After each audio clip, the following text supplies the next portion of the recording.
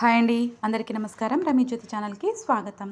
విలాసిని 41వ భాగంలోకి వెళ్దామా? ఇది చూసే ముందు భాగాలను చూడడం మర్చిపోవద్దు. ఇక కథలోకి వెళ్దాం.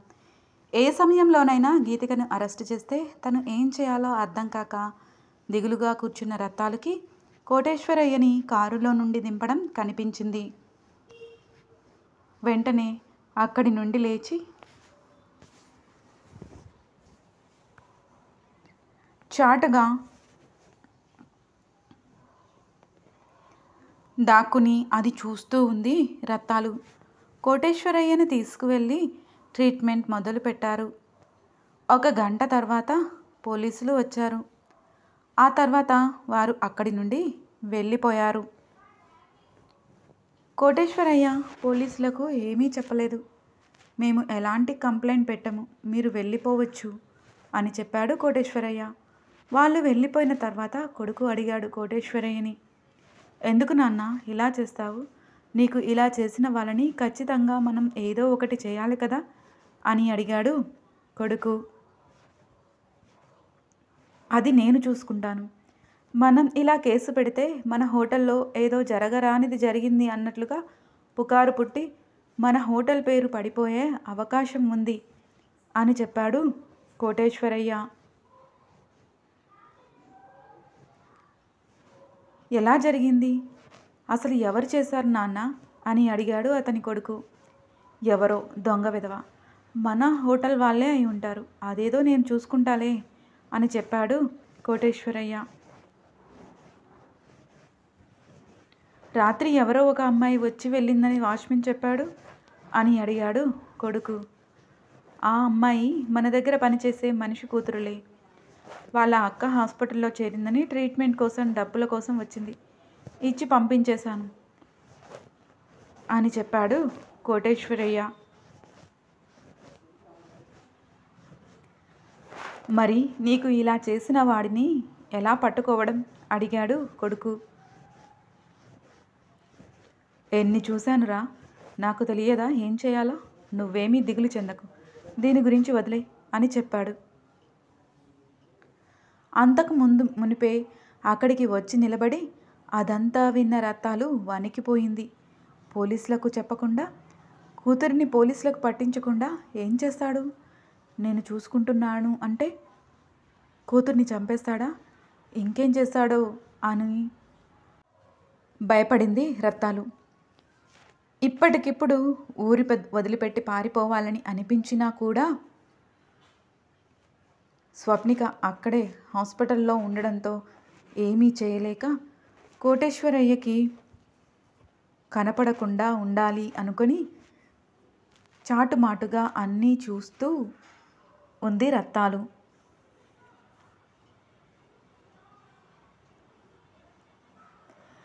కాసేపటి తర్వాత ఏదో ఆలోచన వచ్చిన దానిలా ఈ కోటేశ్వరయ్య తన అడ్రస్ కనుక్కొని నేరుగా ఇంటికి వెళ్తే అక్కడ గీతిక దొరికిపోతుంది, తనని ఏదైనా చేస్తాడు అనుకుని భయపడిపోయింది.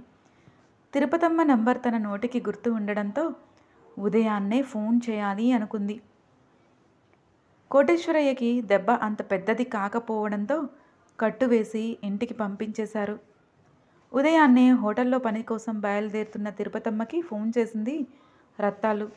హాస్పిటల్లోనే ఒకరి దగ్గర ఫోన్ తీసుకుని ఆ ఫోన్ చేసింది.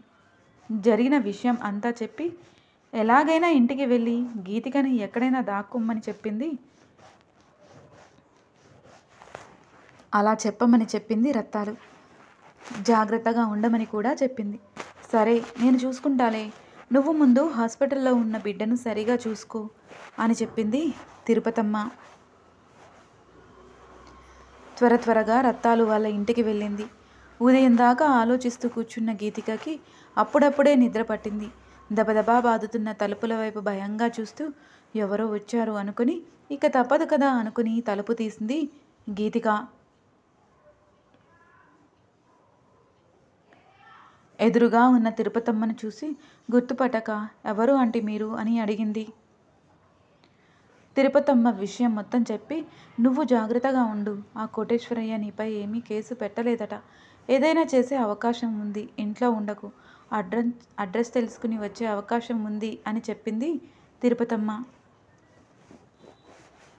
సరే ఆంటీ అని చెప్పి బయటికి వచ్చి ఇంటికి తాళం వేసి హాస్పిటల్కి బయలుదేరింది గీతిక.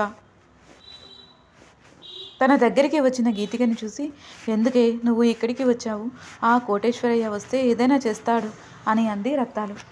మరి నేను ఎక్కడికి వెళ్ళనమ్మా, నాకు ఏమీ అర్థం కావడం లేదు అంది గీతిక. ఒక అడ్రస్ ఇచ్చి ఇక్కడికి వెళ్ళు అని చెప్పింది రత్తాలు. ఈ అడ్రస్ ఎవరిదమ్మా అని అడిగింది గీతిక. అవన్నీ చెప్పే సమయం లేదే, నువ్వు ముందు ఇక్కడికి వెళ్ళు అని చెప్పింది రత్తాలు. మనకు ఎవరూ లేరని చెప్పావు కదా అంది గీతిక. నీకు దండం పెడతానే, ఎక్కువ సమయం వృధా చేయకు అంది రత్తాలు. మరి అక్క అంది గీతిక. నేను చూసుకుంటాలే, అదే నువ్వు ఇక్కడ ఉంటే ఇద్దరిని చూసుకోవాల్సి వస్తుంది. ఆ కోటేశ్వరయ్య మామూలు మనిషి కాదు, ఖచ్చితంగా నీపై పగ తీర్చుకోవడానికి వస్తాడు. ముందు నువ్వు ఇక్కడి నుండి వెళ్ళిపో అని చెప్పింది రత్తాలు.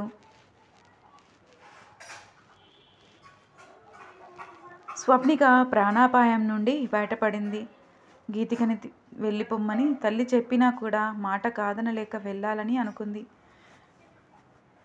కానీ తన మనసు ఒప్పుకోలేదు.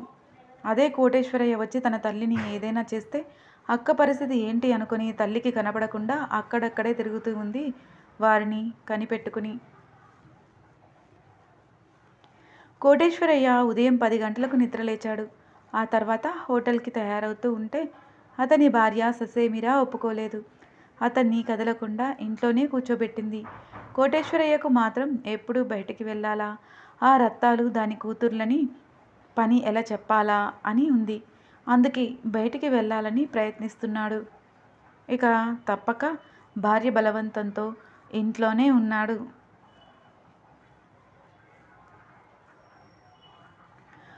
కోటేశ్వరయ్య హోటల్కి వచ్చాడా లేనిది తిరుపతమ్మకి ఫోన్ చేసి కనుక్కుంది రత్తాలు.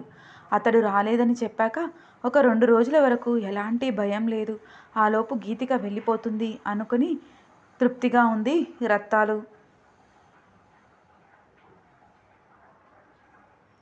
మెలకువలోకి వచ్చిన స్వప్నిక దగ్గరికి వెళ్ళి, ఎందుకు ఇలా చేశావే నువ్వు అని ఏడ్చింది రత్తాలు. ఏం మాట్లాడాలో అర్థం కాక అలాగే ఏడుస్తూ ఉంది స్వప్నిక. బయట డోర్ దగ్గర నిలబడి అదంతా చూస్తూ ఉంది గీతిక.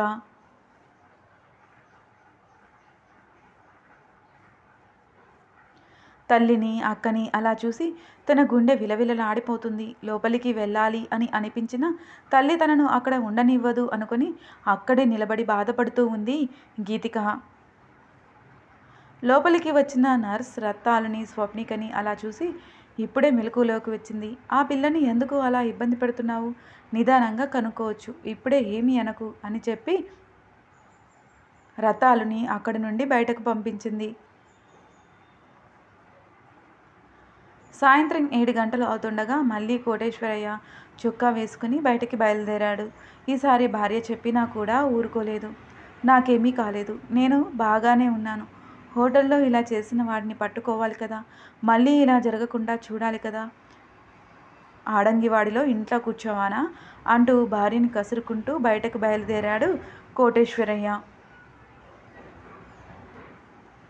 హోటల్కి వచ్చి రత్తాల్ గురించి తిరుపతమ్మని అడిగాడు. ఒంటికి పడుతున్న చెమటలను తుడుచుకుంటూ, సార్ ఈరోజు రాలేదు, నాకు కూడా తెలియదు అంది తిరుపతమ్మ. నీ వాలకం చూస్తుంటే అలా లేదే, ఎందుకు నీకు ఆ భయం, అంత కంగారు ఎందుకు నీకు అంటూ తిరుపతమ్మ దగ్గర ఉన్న ఫోన్ లాక్కున్నాడు కోటేశ్వరయ్య. అందులో అంతకుముందు వచ్చిన నెంబర్కి ఫోన్ చేసి ఎవరు మీరు అని అడిగాడు కోటేశ్వరయ్య. హాస్పిటల్లో ఎవరో ఫోన్ అడిగితే ఇచ్చామని, ఈ నెంబర్ ఎవరిదో మాకు తెలియదని చెప్పారు అవతలి వాళ్ళు.